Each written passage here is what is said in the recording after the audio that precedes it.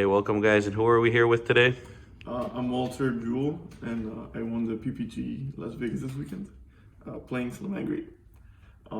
So I played this deck because I think if you don't get any Beard, it's the best deck. It can actually keep up with Orcus, then outgrind them. You can just keep going kind of harder than they can. Their best way to win is resolving multiple engages to draw.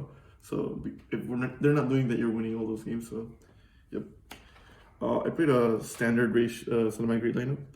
Gazelle, Fox, Spinny, Foxy, 2 Jaguar because of Desires, and it's good to have 2 in a format where there's DD Crow, Falco. Falco's really good when you start using it to loop Gazelle, because that means that your Solid Wolf can start adding back ashes, and it lets you grind really hard. It's also really good when you make Dweller and start looping traps. Then I play Debug, because it's another copy of Gazelle. With Debug, Gazelle, and Circle, 3 minings, you have like 6 Gazelles in a deck with a lot of draw power, so you have access to it a lot. 3 Buffalo. Strauss, of course, is really good. The Archivers is like another copy of Spinny. It gives you a lot of 2-card combos for consistency, and then you can also summon it during your opponent's turn sometimes. Which is really good. If you Lancia, it won't get banished. This card's really strong. Then 3 Phantasme. This with Buffalo and Desires means that like every time you go second, which is like about half the time, you're gonna be, and you draw this card, you're gonna be like fixing your hand, and then you have Desires, Buffalo. You're gonna draw through your whole deck. So this is the type of deck that you want to be doing like the same thing every time. And all the draw cards allow you to do that. That makes it so there's like 9 draw cards in like this deck. So it's really good. It's also really big. And it lets you link into big stuff like Appaloosa, or anyone lets you make Transcode Talker.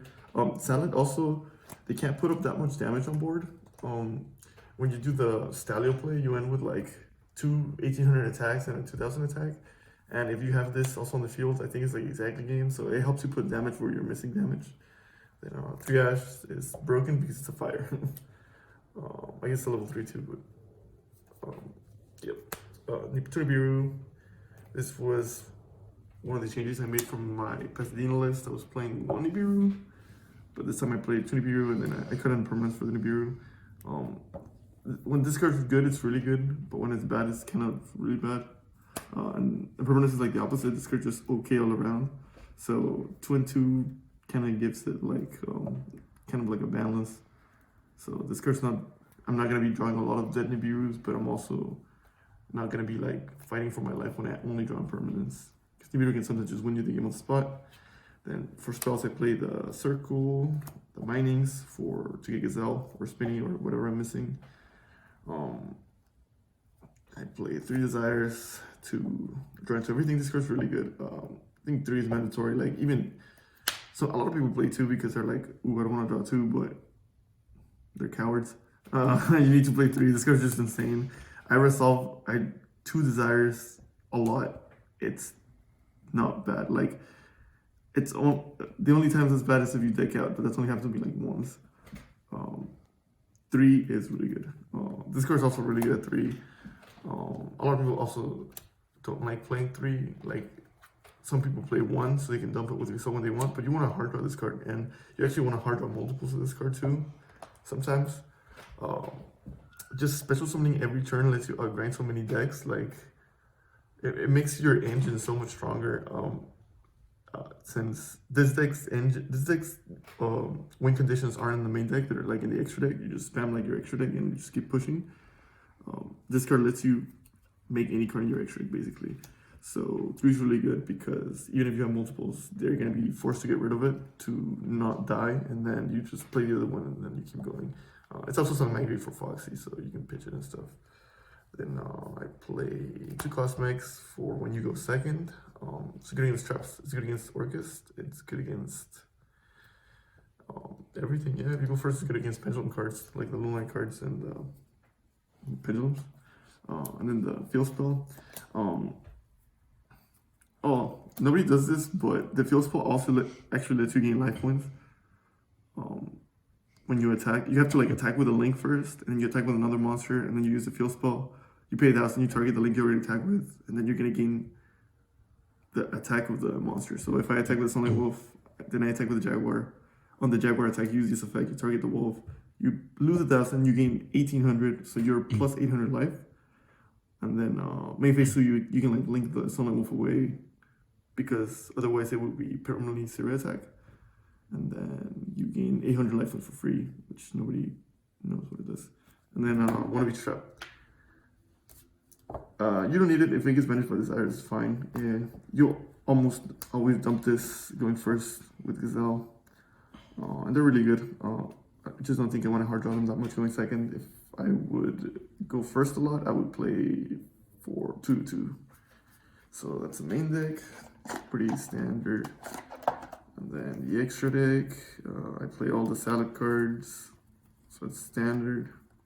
So that's 3 Balinks, 3 Wolf, 2 Helios.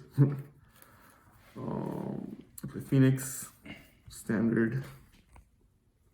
I've seen people cut this card, which is kind of weird because you can get away with it, but I don't think it's good because it does come up more than other cards. Hida, just need it sometimes. The Stalio, I played 1 Stalio instead of 2 Stalio this time. Second Stalio actually came up a couple times, but you can get away with just the one because I wanted to make space for Transcode and Update Jammer so I can 2-card OTK. These cards also make, okay, this and the Palooza. So the Palooza is really important, and these 2 cards are good for, these cards are good going second, this is good going first.